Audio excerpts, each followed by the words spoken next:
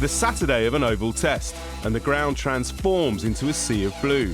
Why? Well, it's all to help celebrate the three charities that make up Cricket United. That's Chance to Shine, the Lord's Taverners and the PCA Benevolent Fund. They raise millions of pounds between them, all united by a goal of improving lives through cricket.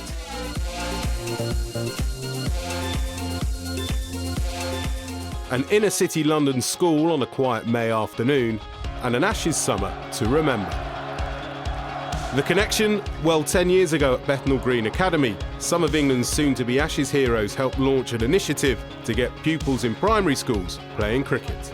Chance to Shine's a national charity. We've been going 10 years, and we've got a very simple goal. It's to give young people the chance to play and learn through cricket.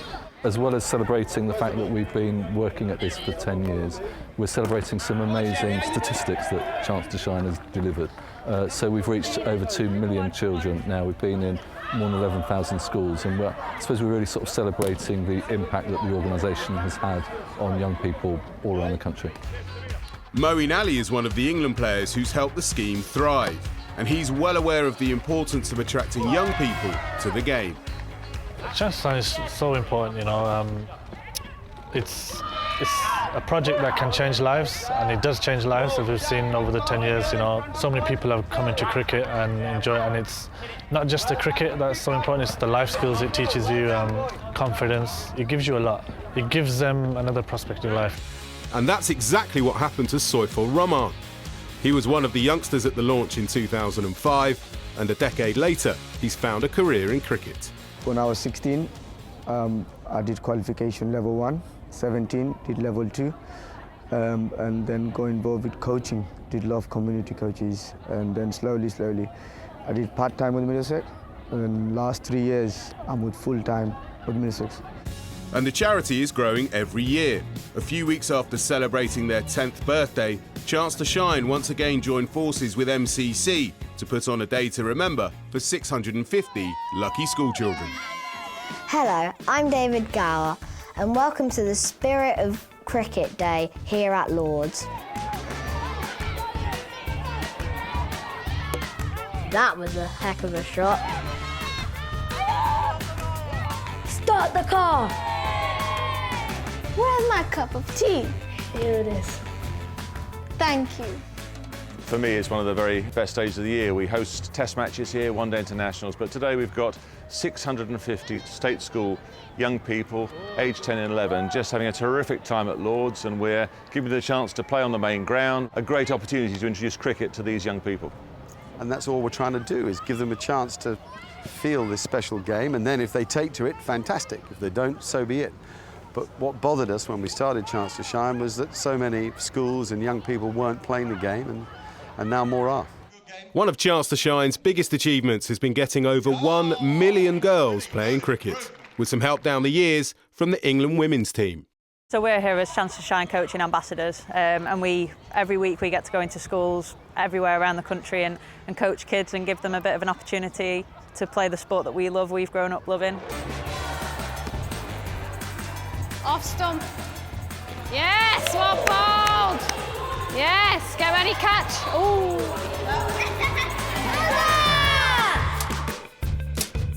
It's a dream come true to even come here like on a tour. Never mind to play, get the chance to play a game on the main outfield at Lord's is amazing, and hopefully it can inspire these kids to take up cricket and join a club, which is what like days like this are for.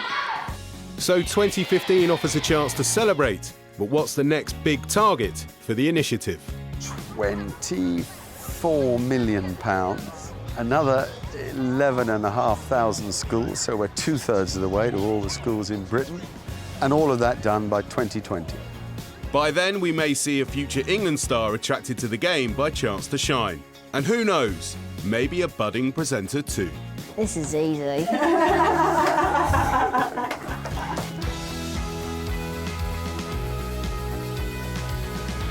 And the fun at Lord's this summer didn't stop there. Founded at the home of cricket, the Lord's Taverners are the leading youth cricket and disability sports charity in the UK. They run several schemes to help people get involved with the game, and one in particular is going from strength to strength. Table cricket is an adaptive form of cricket for disabled people, and it's fun and interactive. It's very simple. It's played on a table tennis table, and then one end we have a ball launcher, the other end we have a mini bat, and on the sides we've got some white fielders, and the players can actually move those fielders up and down to try and stop scoring. And it's 6 overs per side, and everyone gets to go at fielding, bowling and batting. Last month, whilst the Lords ground staff prepared the hallowed turf for an Ashes Test match, children from around the UK were arriving at the nursery ground for a special contest of their own. We had 10 regional competitions, and we've got the qualifying teams here today, and they'll be playing group matches and culminating in a big final this afternoon.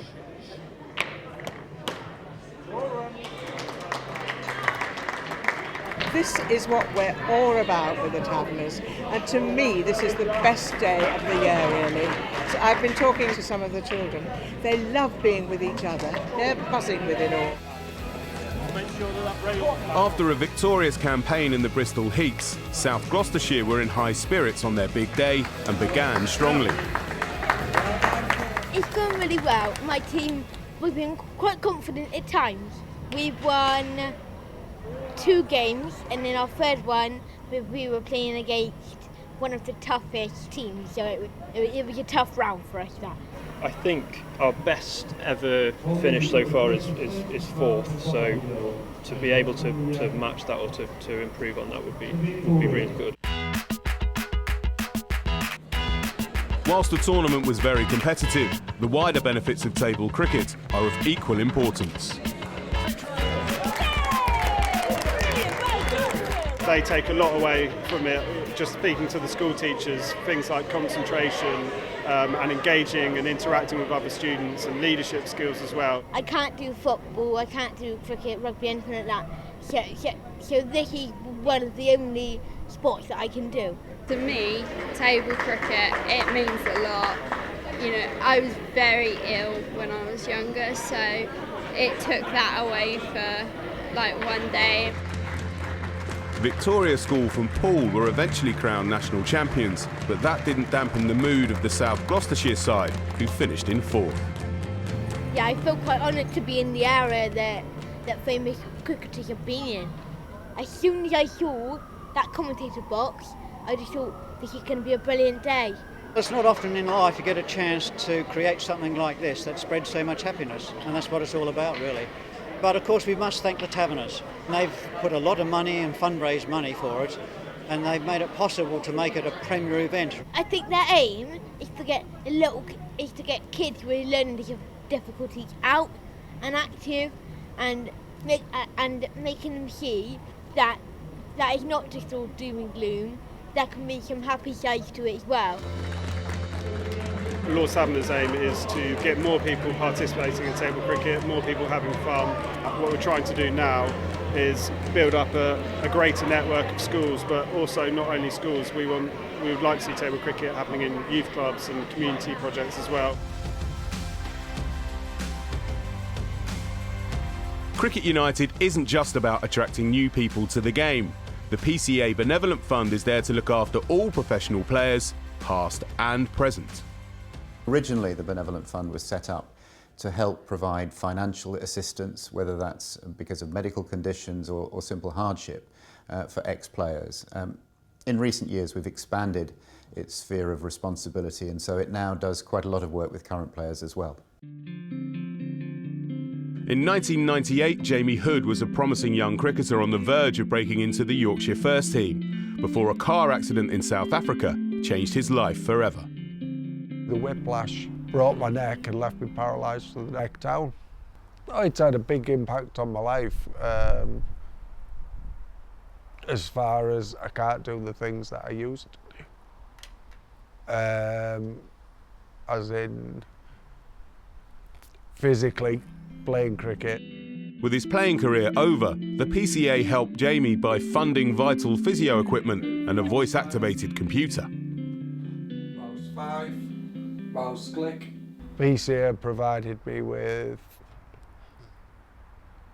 5 holidays up to now, which has been magnificent because my circulation is really poor. And 2 weeks in the sun is, to me, heaven. An avid cricket fan, Jamie still watches his beloved Yorkshire and local side Redcar. He travels to games in a mobility vehicle, and the PCA will provide Jamie with a vehicle of his own soon. The PCA have been unbelievable. They've helped me out in a big way.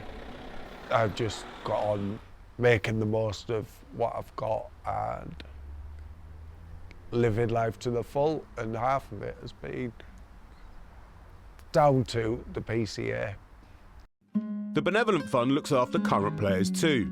Derbyshire's Tom Poynton was preparing for the 2014 season when he was involved in a tragic car accident that took the life of his father and left him seriously injured. It was a life-changing experience. It put me for a short while in a potentially life-threatening situation. Just hit me. It really hit me hard. Just in the click of a fingers, how everything could be turned upside down. With an ankle injury ruling him out of the season, Tom used one of the Benevolent Fund's personal development managers to start thinking about a career after cricket. We'd always talked about sort of different avenues and ventures that I would do. And the commercial side of the club was one side that always sort of featured. I did a corporate governance course, which was organised and selected. I got shortlisted for the PCA Personal Development Scholarship, which was a great experience for myself. It was almost like an interview. I found it like a job interview process actually in the end, that I got this recognition for the work that I'd done at Derbyshire off the field. Tom is now back in the Derbyshire Limited Overs side, but he's well prepared for a change in career and grateful for the assistance he's received. As a player who has received such good support from the PCA, you know, I just know that if something, God forbid, were to happen later on in life, or I was to find myself in a sticky situation, that these guys would be there, you know, waiting with open arms. So that's just some of the good work done by the three charities united in improving lives through cricket. And they all have plenty to celebrate as the Oval turns blue once again.